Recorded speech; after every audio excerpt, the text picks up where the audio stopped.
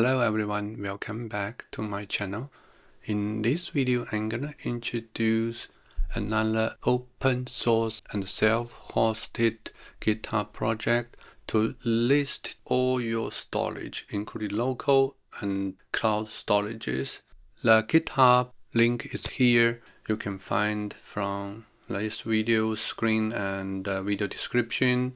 Basically, this is a fork project from OpenList.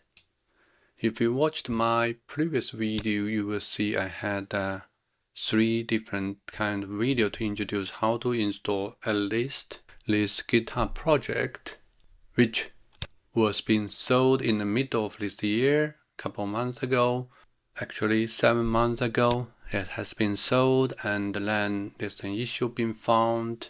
The private company already starting to collecting telemetry information from the user, which brought up a lot of privacy and data security concerning from this project because of let's say storing all of your data, including the connection tokens. So this is my list site I've been using for a few years already. So that can aggregating all your storage, including local and, for example, OneDrive, Google Drive, all those cloud drives into one central place to manage it, which is very helpful when you have multiple storage sites and you store all your data across in multiple sites and you need to share and need to manage it.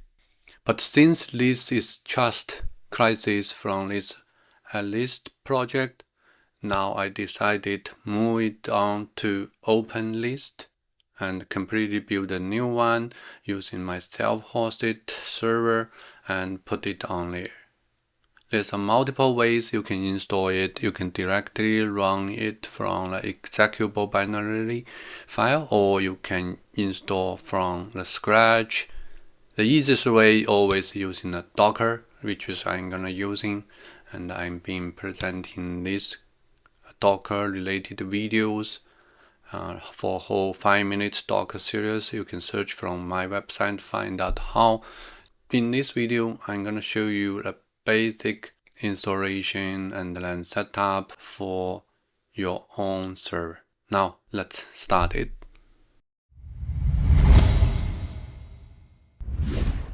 Docker installation is going to be the easiest way to install OpenList, this project.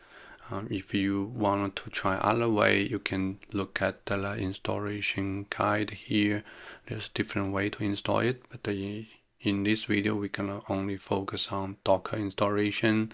Here is a command. You just need one run command, Docker run command, or you can use in Docker compose. For this demonstration, I will just use in Docker run. So this is my server. I'm using Debian server 13.2 version, and I already installed the docker.io, so we can try to update it.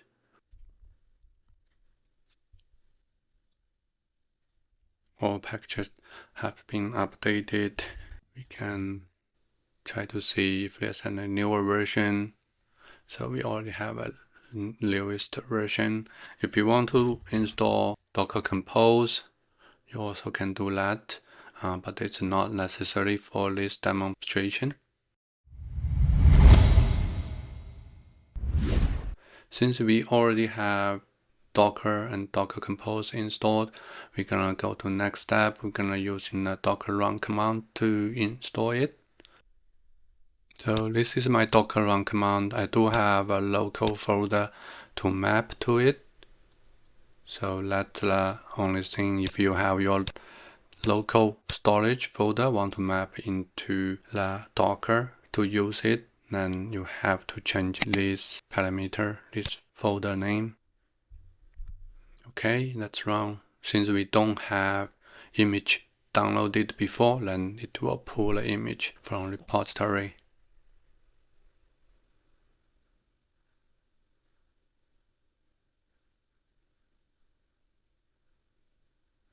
Perfect, it's running.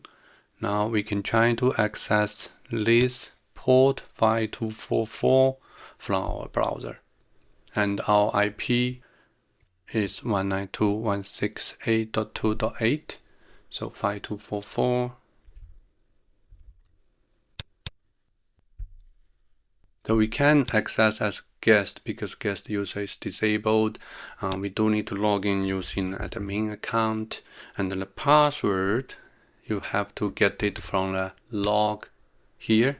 Gonna check logs through this Docker run. You see this is the password, initial password.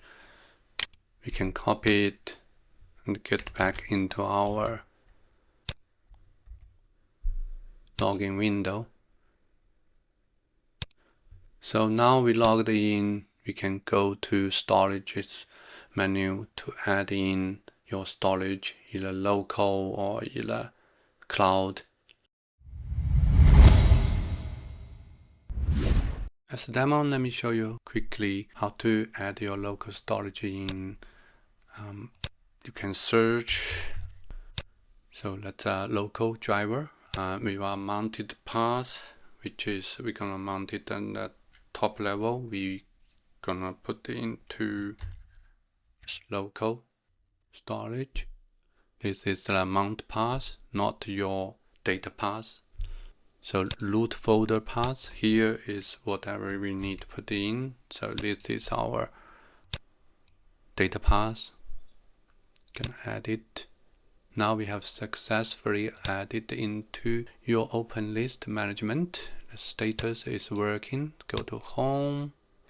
We can see this local storage is here, and you should be able to see the files in that share folder. So that's what I have here. Hopefully this gave you some ideas how to add the storage. If you need to see the guide, you should be able to go back to the OpenList document. This get started storage setup section. Based on the listing and the drive you want to add. For example, if you want to add 3, you should be able to see how to configure it. Local storage is the easiest way. Web dev is another interesting thing you can do. There's a lot of cloud drive here. Quark, SoundCloud, Megadisk, Telebox, Dropbox, Yandex Disk. OpenList. If you have different OpenList setup, you can also mount it here. C file. Yeah, just check it out from here. Then you should be able to see.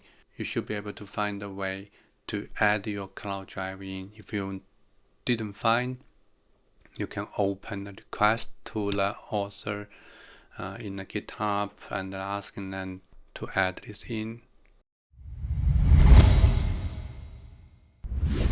To use your own domain to access your OpenList, this self-hosted home project, you will need to have your own domain. Of course, you also have different ways to do that. One is using npm, Nginx proxy manager. If you have your public IP exposed to internet, if you don't have your public static IP exposed to internet, then you may think about using Cloudflare zero trust tunnel to do that. It's very easy to do. I have a couple videos to show you how to do that. You can find from those videos. This section, I'm gonna show you how to create your own tunnel and how to connect to your home server and access OpenList this project through the internet. So basically, you need to create your own tunnel first. Let's go to networks. You can create tunnel connectors. Create Cloudflared D. We're gonna using Cloudflared D tunnel name. Just say OpenList. Since this is dedicated for that, save the tunnel. It's a Windows download, run the installer.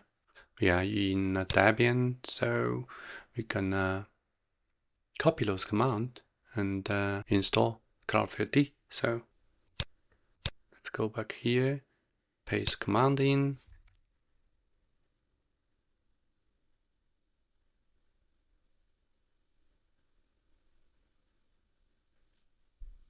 It's unpacking Cloudflared, setting up. Okay.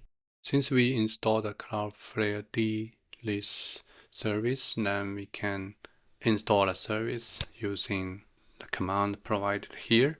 Or you also can run it manually, but we would like to run it as a service. So let's go back,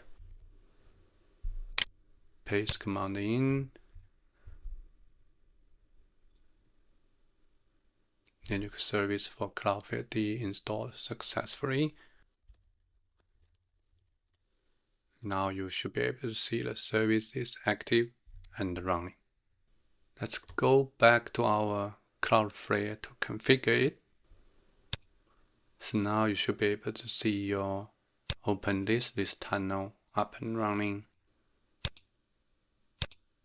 Here is the configuration. We are not going to add a hostname route. We're going to do published application route because we're going to publish our OpenList this application to internet. So that's why we need to add published application route.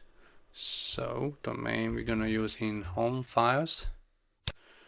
We're going to select itprosec.com. We don't need any path, it's optional. The DNS record going to create it by Cloudflare for you automatically, so you don't have to take care of that. It's a HTTP service. Since they are on the same host, we're going to use in local host port number 52. Save it. So basically we have successfully saved the setting for OpenList, and you can see this route. We can try to access to it right away. We should be able to access it from the cloud. Of course, since the guest user hasn't been allowed, it will go into your login page here.